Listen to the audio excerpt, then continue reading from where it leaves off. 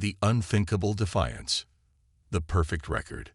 The Drakmori Empire had never known failure. For 15,000 years, their dark ships had swept across 8 galaxies like a plague of metal locusts. 847 different species had bent the knee to their might. Not one had ever refused. Not one had ever fought back successfully. The Empire's record was perfect, carved in the bones of countless worlds. Supreme Chancellor Vexthera stood on the bridge of her flagship, the inevitable conquest. Her 6-armed form towered over the control stations, each hand moving with practiced precision across holographic displays. Her crystalline skin reflected the cold blue light of the ship's systems, and her compound eyes tracked multiple data streams simultaneously. She was the Empire's most successful conqueror, personally responsible for subjugating over 200 worlds. Another system, another victory, she thought, reviewing the scout reports from their latest discovery. The target was a small blue world orbiting a yellow star in what their star charts labeled as Sector 7742. The inhabitants called their planet Earth. Initial scans showed a young civilization, barely 5,000 years old. They had only recently achieved crude spaceflight, managing to establish small colonies on their moon and the red planet in their system. Scout Commander Zalthus approached the Chancellor's command throne. His reptilian features showed the confidence typical of his species. "Chancellor, the preliminary assessment is complete. This will be our easiest conquest yet." "Explain," Vexthera commanded, 2 of her arms continuing to work while her other 4 focused on the scout. "The humans possess no unified planetary government. They are divided into nearly 200 separate nation-states, constantly competing with each other. Their weapons are primitive projectile-based systems. Their largest spacecraft can barely carry a dozen individuals. According to our projections, they should surrender within the first 3 standard cycles of our arrival." Vexthera's mandibles clicked in satisfaction. How refreshing. After the Kilnorian resistance took nearly a full rotation to break, this will be a pleasant change. Prepare the standard First Contact Protocol. The Drakmori First Contact Protocol had been refined over millennia. It was simple and effective. Arrive with overwhelming force. Demonstrate the futility of resistance by destroying something insignificant but visible, then demand immediate surrender. The psychological impact was devastating. Most species capitulated before a single shot was fired. The fleet approaches. 12 Drakmori battlecruisers dropped out of hyperspace at the edge of Earth's solar system. Each vessel stretched over 2 kilometers in length, their hulls a matte black that seemed to absorb light itself. Rows of energy cannons ran along their sides like the ribs of some enormous predator. The ships moved in perfect formation, their engines leaving trails of crimson energy that painted the void like bleeding wounds. On Earth, the detection came within minutes. The planet's early warning systems, secretly upgraded over the past 50 years since the first alien signals were detected, immediately identified the approaching threat. Unlike what the Drakmori scouts had reported, humanity had been preparing for this moment for decades. In the command center buried beneath the Colorado Rockies, Admiral Rebecca Stone reviewed the incoming data. She was a veteran of humanity's secret space program, one of the few who knew the truth about Earth's real capabilities. Her gray hair was pulled back severely, and her steel blue eyes showed no fear despite the magnitude of what was approaching. 12 vessels, each significantly larger than anything in our fleet, reported Colonel Martinez from the sensor station. They're maintaining standard approach vectors, no apparent urgency. "They think we're easy prey," Admiral Stone replied. "Let's see how they react to our welcoming committee." Captain Sarah Chen received the call while reviewing star charts in her quarters aboard the UES Defiant. At 34, she was one of Earth's youngest starship commanders, selected for her combination of tactical brilliance and diplomatic training. Her ship, officially listed as a deep space research vessel, was actually Earth's most advanced warship, equipped with technologies that had been developed in secret for precisely this scenario. "Sarah, you're our first contact officer," Admiral Stone's voice came through the secure channel. "Remember the protocols we've drilled. Be polite, be firm, and whatever you do, don't let them think we're weak." "Understood, Admiral. The Defiant is ready." First words. When the Drakmori fleet reached Earth's outer orbit, Scout Commander Zalthis opened communications as he had done hundreds of times before. The transmission reached every electronic device on the planet simultaneously, a demonstration of their technological superiority that usually caused immediate panic. "Inhabitants of the third planet," his voice boomed across Earth's communication networks. "I am Scout Commander Zalthis of the Drakmori Empire. Your world has been selected for integration into our eternal domain. You will surrender all governmental authority to Imperial representatives within one standard cycle. Resistance is futile and will result in the complete sterilization of your planet."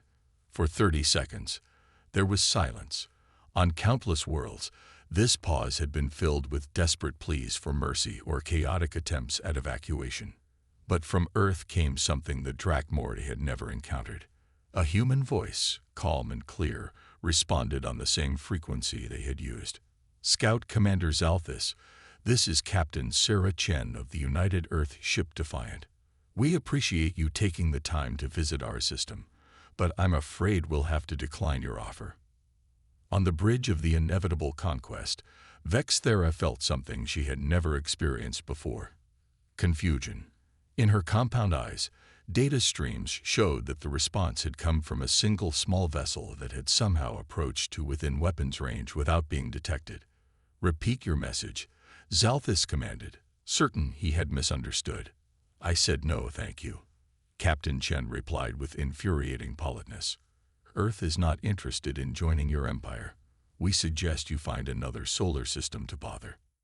Supreme Chancellor Vexthera rose from her command throne, all 6 arms moving to different control panels. "This is impossible," she muttered. "No species refuses. It is not. It cannot."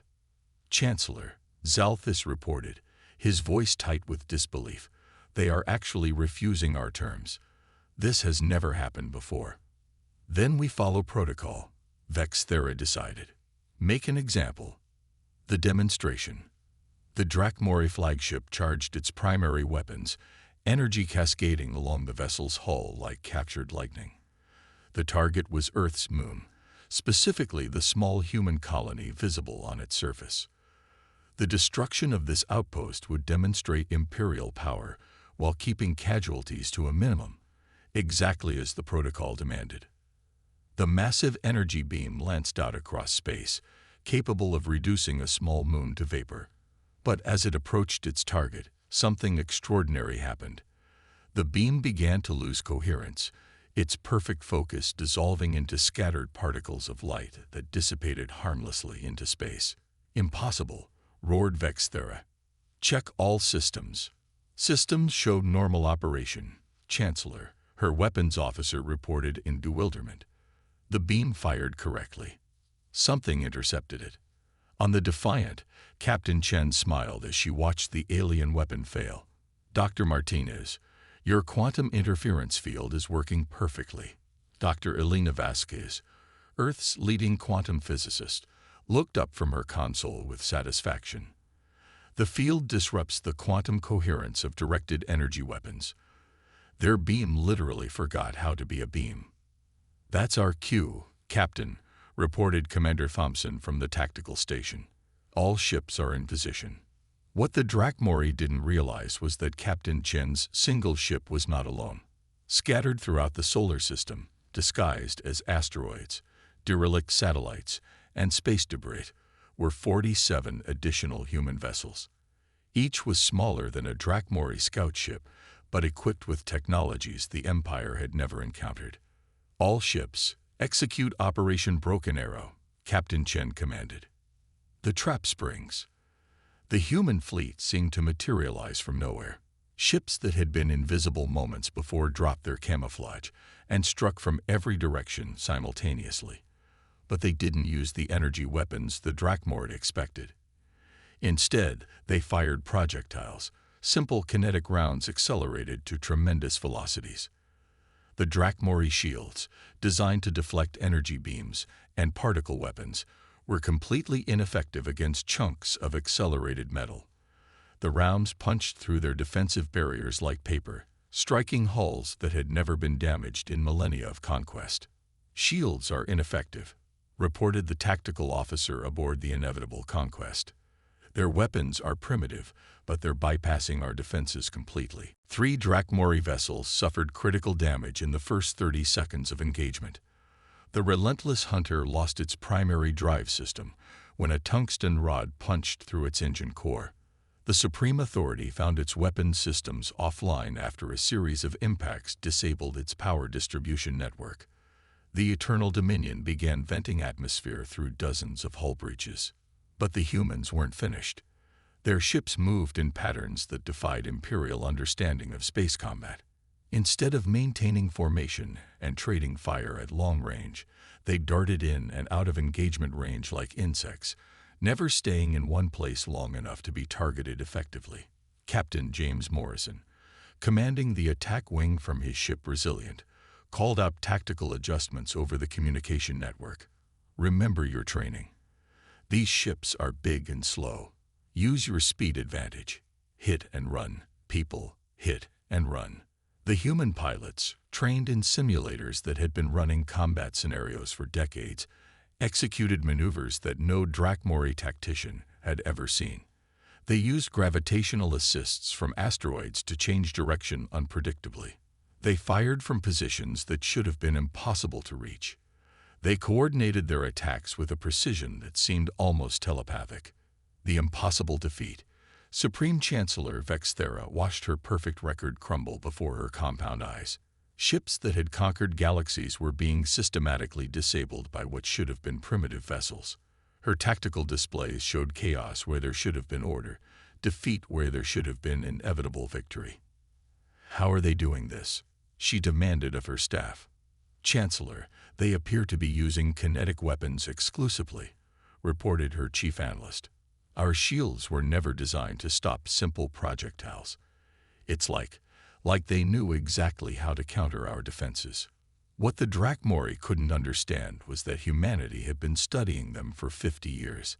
Every alien signal intercepted, every piece of wreckage recovered from previous battles and distant systems, every bit of intelligence gathered by hidden observation posts had been analyzed and cataloged.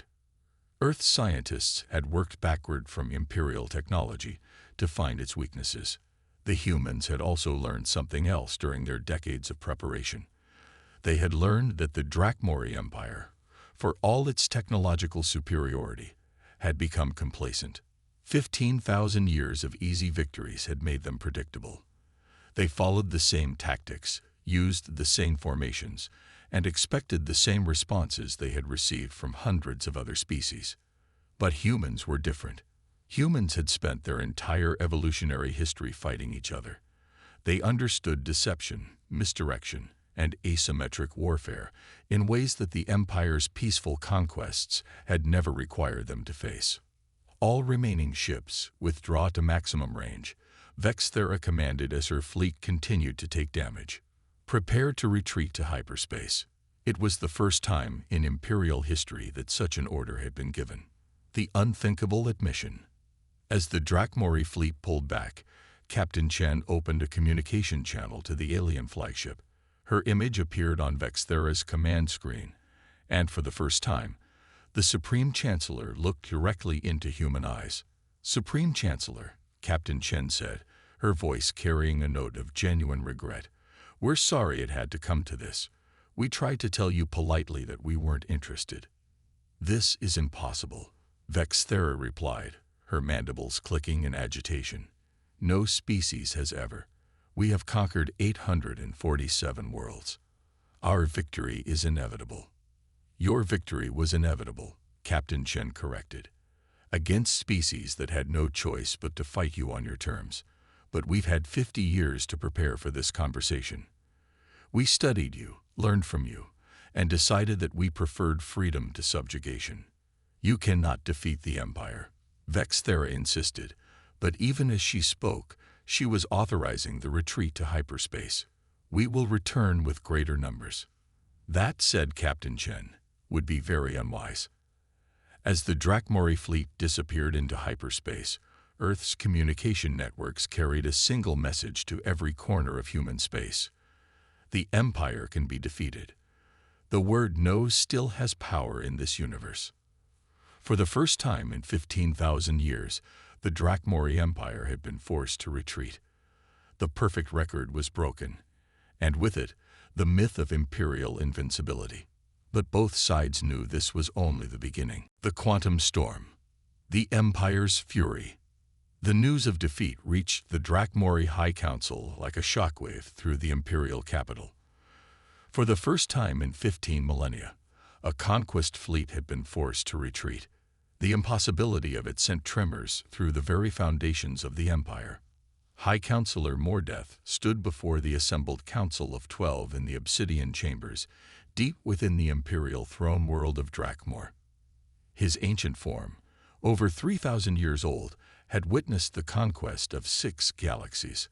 His crystalline carapace bore the scars of 100 battles, and his multifaceted eyes had never seen defeat until this moment. "Explain to me," his voice resonated through the chamber with barely contained rage. "How a species that has barely achieved interplanetary flight managed to defeat 12 of our finest battlecruisers." Supreme Chancellor Vexthera, her earlier confidence shattered, stood before the council. Her 6 arms trembled slightly as she transmitted the tactical data from the battle. They used kinetic weapons, High Counselor, primitive projectiles that bypassed our energy shields. Their tactics were unprecedented. Kinetic weapons, Mordeth repeated slowly. They defeated energy barriers that have protected our fleets for 10,000 years using chunks of metal. The analysis suggests they had studied our technology extensively, admitted Fleet Admiral Korth Vex, the Empire's most decorated military commander. At over 2,000 years old, he had personally overseen 400 successful planetary conquests. His reptilian features were marked by ritual scars that told the story of countless victories. They knew precisely how to exploit our defensive systems. High Counselor Mordeth's compound eyes shifted across the assembled military leadership. "This cannot be allowed to stand. If word spreads to our subject worlds that the Empire can be defeated, we will face rebellions across 8 galaxies.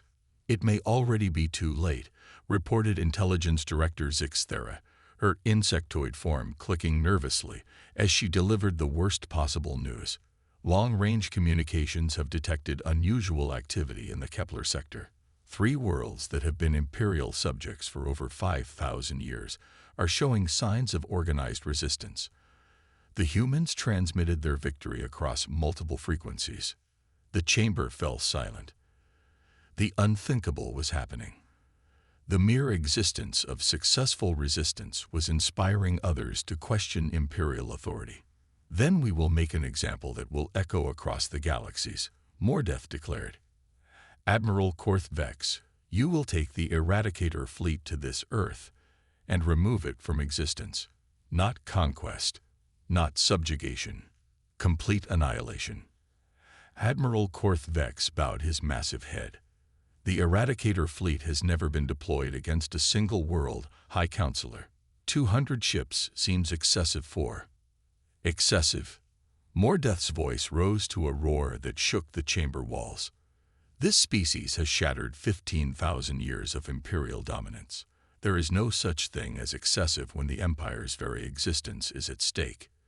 You will take 200 ships, and you will turn their entire system into cosmic dust." Humanity prepares. Dr. Elena Vasquez had not slept in 3 days. In her laboratory deep beneath the Atacama Desert, she worked frantically to understand the quantum principles behind the weapons that had saved Earth during the first engagement. Her dark hair was pulled back in a hasty ponytail, and her eyes burned with the intensity of someone who knew the fate of humanity rested on her calculations. "The quantum interference field worked better than we hoped," she explained to Admiral Stone and Captain Chen via holographic conference. "But it was a prototype. If they return with larger ships and more powerful weapons, we'll need something more substantial." What do you have in mind? Admiral Stone asked, her weathered face showing the strain of preparing Earth's defenses for the inevitable counterattack. I've been working on something I call a quantum cascade bomb, Dr. Vasquez replied, calling up holographic schematics that made both military officers lean forward in interest. Instead of just disrupting energy beams, it creates localized distortions in spacetime itself. Imagine space folding in on itself like a piece of paper being crumpled. Captain Chen studied the schematics with growing excitement. This could trap their ships. More than trap them. The distortion creates temporal loops. Ships caught in the effect essentially become stuck in the same moment of time, repeating it endlessly until the effect dissipates. They become completely unable to function. How many can you build? Admiral Stone asked immediately. With our current manufacturing capabilities, maybe 20 devices in the next 6 months. But Admiral, we don't have 6 months. Our long-range sensors are detecting massive fleet movements in distant systems. They're coming back, and they're bringing friends. Captain James Morrison entered the conversation from his position aboard the newly constructed defense platform Fort Defiance. His ship had been damaged in the first battle, but he had refused medical leave to oversee the construction of humanity's expanded defensive network. Dr. Vasquez, what if we don't try to build 20 perfect devices? What if we build 100 simpler ones? Explain, the physicist requested. You're thinking like a scientist. I'm thinking like a soldier, Morrison replied. We don't need to trap their entire fleet. We just need to cause enough chaos to break their formations and force them to fight on our terms again. Dr. Vasquez's eyes lit up with understanding. Smaller quantum disruptors. Less sophisticated, but much faster to produce. We could scatter them throughout the asteroid belt and create a maze of quantum interference. How long? Admiral Stone demanded. 2 months. Maybe less if we mobilize every manufacturing facility on Earth and in the colonies. The Eradicator Fleet. Admiral Korth Vex stood on the bridge of his flagship, the Absolute Annihilation, and surveyed the largest battle fleet in Imperial history. 200 vessels stretched out before him in perfect formation, their combined firepower capable of reducing entire star systems to component atoms. This was the Empire's ultimate weapon, never before used against a single world, because no single world had ever required such overwhelming force. The fleet included not just battle cruisers, but planet killers. Massive vessels designed specifically to crack worlds and boil away their atmospheres. The smallest ship in the fleet was larger than anything humanity had ever built. The largest, the Dreadnought Final Judgment, was 12 kilometers long and carried enough weaponry to fight a dozen species simultaneously. All ships report ready. Admiral, his second-in-command, Captain Voxdala, announced. The quantum torpedoes are armed, and the stellar converters are charged. And our intelligence on the humans? Korth Vex inquired. Limited, sir. We know they use kinetic weapons and unconventional tactics. Intelligence suggests they have hidden facilities throughout their system. However, their total military cannot exceed more than a few hundred vessels at most. Admiral Korth Vex clicked his mandibles in satisfaction. 200 Imperial ships against a few hundred primitive vessels. Even accounting for their unusual tactics, the mathematics favor us significantly. What the Admiral didn't know was that humanity had not been idle during the months since the first battle. The victory had galvanized the species in ways the Empire couldn't comprehend. Every nation, every corporation, every individual had contributed to the war effort. Factories that had built consumer goods were retooled to manufacture weapons. Asteroid miners became shipbuilders. The entire solar system had become a fortress. Operation Broken Chain. Captain Chen stood in the command center of the newly constructed Fort Liberty, a massive space station hidden in the asteroid belt between Mars and Jupiter. Around her, holographic displays showed the positions of over 300 human vessels, each one representing months of desperate construction and innovation. Admiral Stone, all units are in position. She reported to Earth Command. Operation Broken Chain is ready to execute. The plan was audacious beyond belief. Instead of meeting the Imperial fleet in open battle, humanity would draw them into the asteroid belt, where the quantum disruptors had been carefully placed. The chaotic environment would neutralize the Empire's advantage in formation fighting, while the disruptors prevented their shields and weapons from functioning properly. Remember, Admiral Stone's voice carried across all human frequencies. We're not trying to win a conventional battle. We're trying to prove that the Empire can be defeated. Every ship we destroy, every tactic that works, will inspire others across the galaxy. Dr. Vasquez monitored the quantum field generators from her position aboard the research vessel Breakthrough. All disruptors are online. The moment their fleet enters the belt, we'll have them in a quantum maze. The waiting was the hardest part. Long-range sensors showed the approaching Imperial fleet, a dark cloud of destruction moving toward Earth with inexorable purpose. Humanity held its breath. The quantum maze. When the Eradicator fleet dropped out of hyperspace, Admiral Korth Vex expected to find a desperate defense clustered around Earth itself. Instead, his sensors showed scattered human ships throughout the system, with the largest concentration hiding in the asteroid belt. "They're using the asteroids for cover," Captain Voxdala observed. "Primitive but understandable." "All ships, advance in formation," the Admiral commanded. "We'll clear the asteroids with a preliminary bombardment and then engage their fleet directly." But as the Imperial ships entered the asteroid belt, something began to go wrong. Their energy weapons, which should have vaporized the rocky debris, instead began to malfunction. Beams that should have been perfectly focused spread into useless light shows. Particle cannons misfired. Shield generators fluctuated wildly. "Admiral, we're experiencing systematic equipment failures," reported the chief engineer. "All energy-based systems are showing quantum instability." "Impossible," Korth Vex replied, but even as he spoke, his tactical displays were filling with error messages. "Engineering, explain these malfunctions." "Sir, there appears to be some form of quantum interference throughout this entire region. Our weapons can't maintain coherence, and our shields are fluctuating randomly." Dr. Vasquez watched her instruments with satisfaction as the Imperial fleet became increasingly disorganized. Quantum disruptors are working perfectly. Their formation is breaking apart as ships try to compensate for equipment failures. That was when Captain Morrison gave the order that would echo through galactic history. "All ships, attack pattern chaos. Let's show them how humans fight." The swarm. The human fleet didn't attack in formations or follow predictable patterns.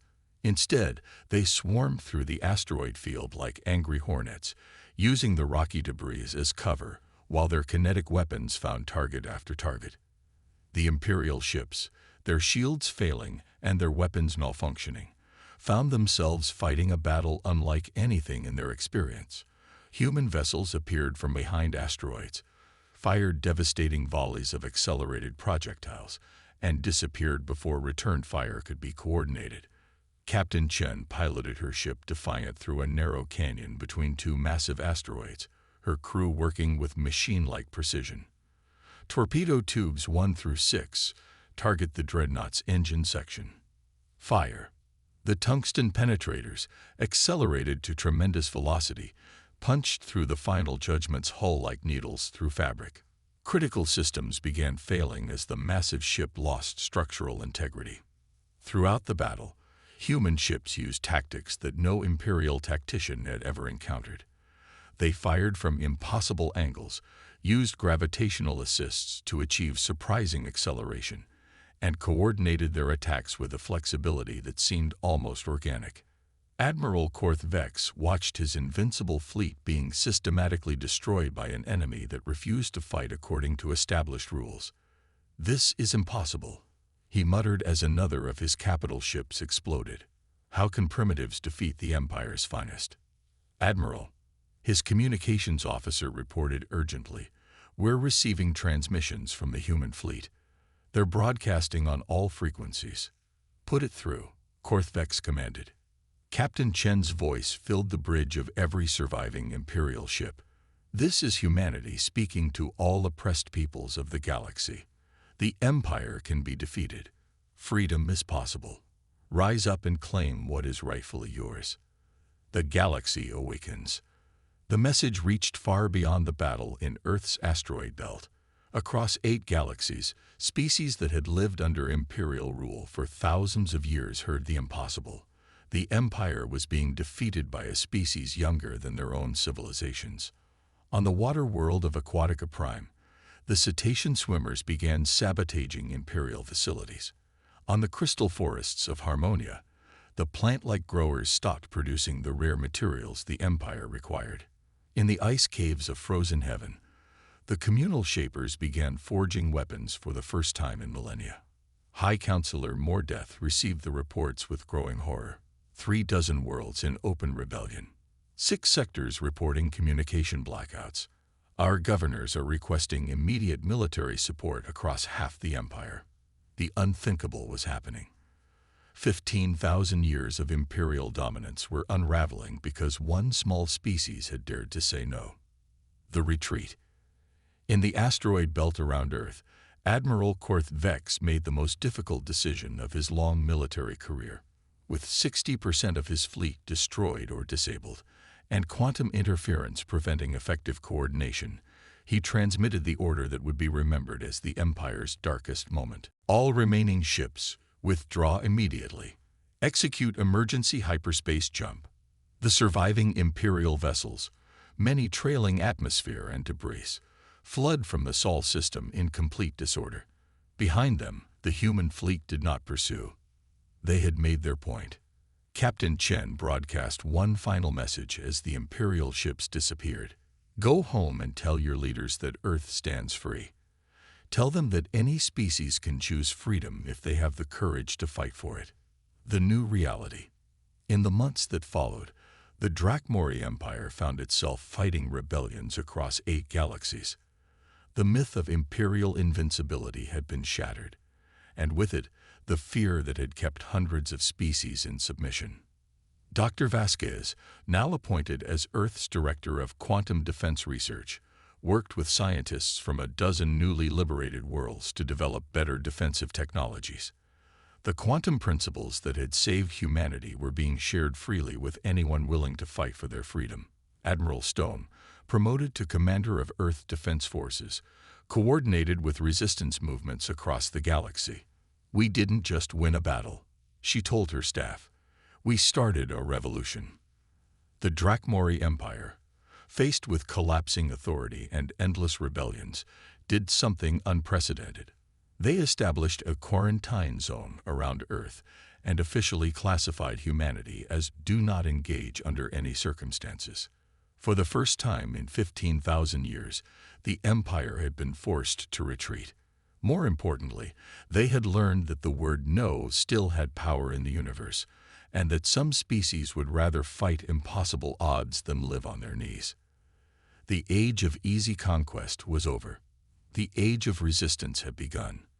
And at the center of it all, on a small blue world orbiting a yellow star, humanity continued to look up at the stars and dream of freedom.